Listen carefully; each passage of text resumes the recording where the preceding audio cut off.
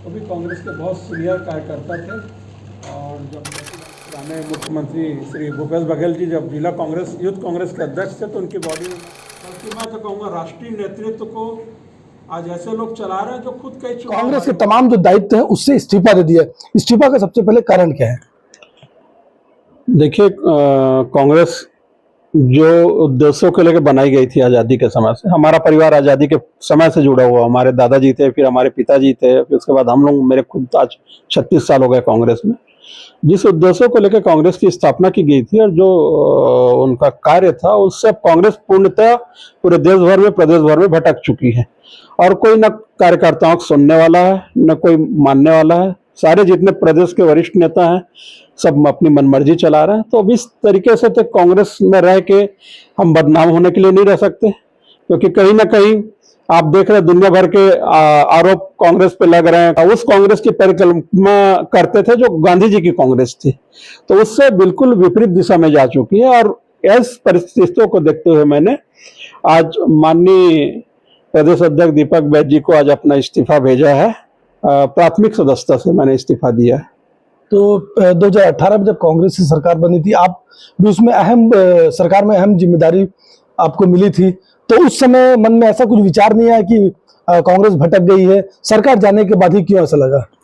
नहीं, देखिए 2018 में जब कांग्रेस आई तो आपको याद होगा उससे पहले 15 साल भाजपा का राज रहा है लगातार, और उस समय सारे साथी मिलकर लड़ाई लड़े, और लड़ाई लड़ने के बाद आम जनता के सहयोग से हम लोगों की सरकार आई।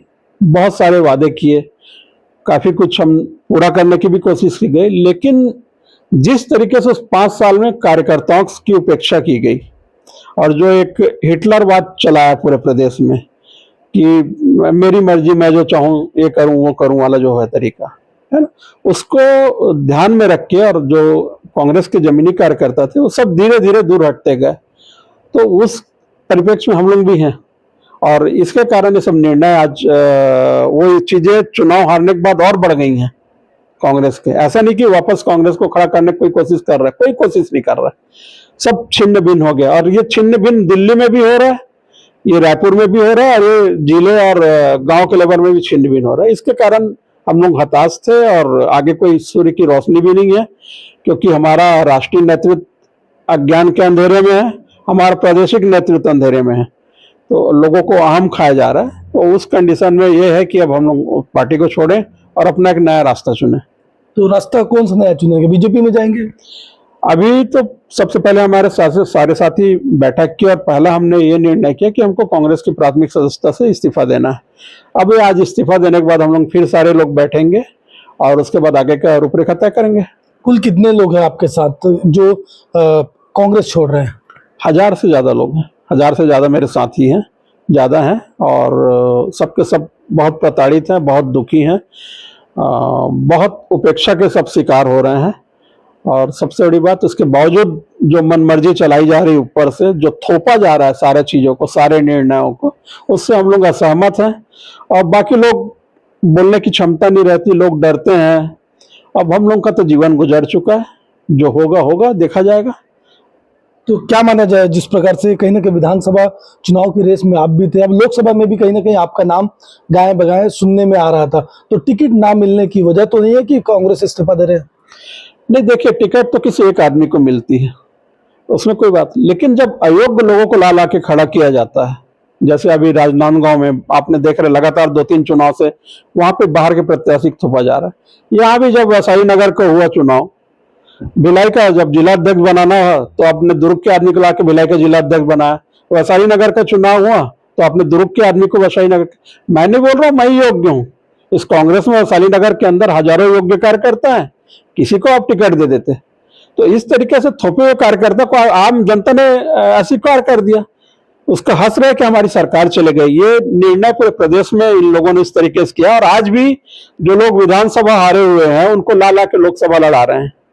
तो बाकी कार्यकर्ता कहाँ जाएंगे? कोई आदमी यहाँ जाके महासमुंद चुनाव लड़ रहा है, तो महासमुंद का आदमी क्या वहां कार्यकर्ता नहीं है? वहां पे अच्छे लोग नहीं है? तो ये जो तुगलकी फरमान चल रहा है, इसका हम लोग विरोध कर रहे हैं और करेंगे। राजन साहू को कांग्रेस ने टिकट दे दिया, वो भी आपके साथ कांग्रेस से जुड़े और काम किए थे, तो उनको टिकट मिलना किस रूप में देखते हैं? नहीं, मेरी शुभकामना है राजन भाई को, मेरा मित्र भी है। हमारी लड़ाई विचारधारा से, आज जो विचारधारा चल रही है उसके खिलाफ, जिसको उसको चला रहे हैं पूर्व मुख्यमंत्री जी चला रहे हैं, आज प्रदेश संगठन के बड़े बड़े लोग बनाए, पूर्व गृह मंत्री चला रहे हैं कि मैं नहीं तो कोई नहीं, हम उस विचारधारा का विरोध कर रहे हैं और करेंगे। तो जिस प्रकार से बीजेपी ने नए नए लोगों को टिकट दिया, क्या मानते वैसा कुछ पैटर्न होना था? निश्चित तौर पे बीजेपी ने पूरे देश भर में उसका प्रयोग किया और उनको बहुत अच्छा रिजल्ट मिला। यहाँ तो जो लोग 50-60 साल से जो जमे हुए हैं वो हटना नहीं चाहते, किसी के लिए रास्ता नहीं देना चाहते, चाहे अगर चाहते भी हैं तो उनके खुद का घर के परिवार के लोग आगे आए, ये चाहते हैं। ऐसे में कांग्रेस कैसे सर्वाइव कर पाएगा, कैसे चलेगा? तो क्या माना जाए, बहुत जल्द आप बीजेपी में ज्वाइन कर सकते हैं? मैंने बताया ना, मेरे मित्रों के साथ, मेरे साथियों कार्यकर्ताओं के साथ बैठक करूंगा और जो भी निर्णय रहेगा जल्द आप लोग को हम लोग अवगत कराएंगे। बीजेपी के लोग आपसे टच में है कि आप बीजेपी के लोगों के टच में हैं?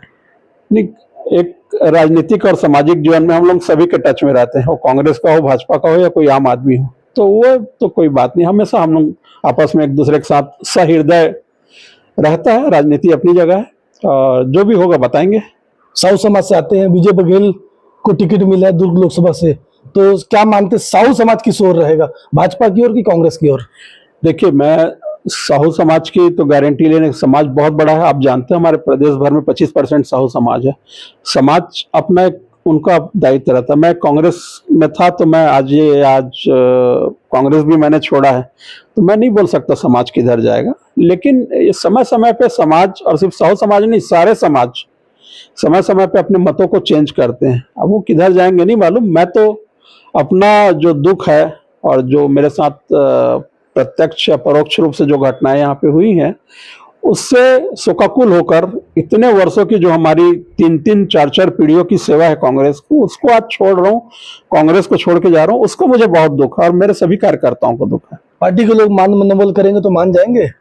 अब ऐसी संभावना है नहीं, और मानना इसलिए असंभव है क्योंकि दिल्ली भी नियंत्रण से बाहर है, रायपुर भी नियंत्रण से बाहर है। क्या कौन किसको मनाएगा, सब अपने हम में है। अभी जो पिछले 5 साल में लगातार जो चुनाव हुए, असम में, उत्तर प्रदेश में, हिमाचल में, वहाँ भी मुझे ऑब्जर्वर के रूप में भेजा